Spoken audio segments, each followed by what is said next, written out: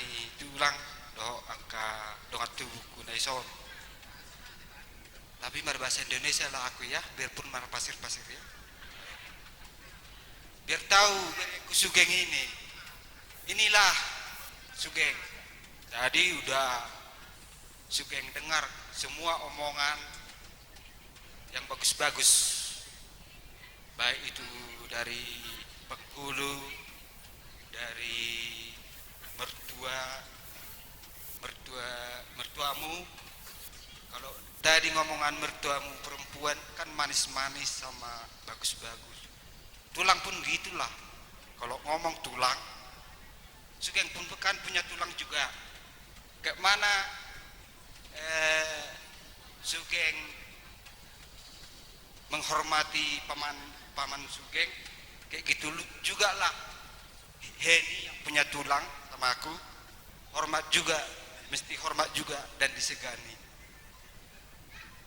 Dan semua doa kami, permohonan kami yang kami panjatkan sama Tuhan, semoga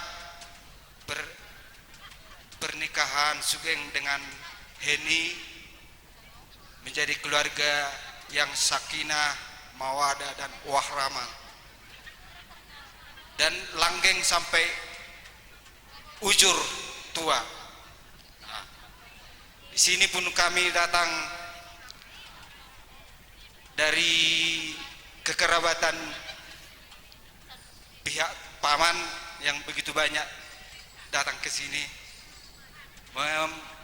memberikan selendang supaya jalan kami memohon kepada Tuhan supaya Sugeng dan Bereku Heni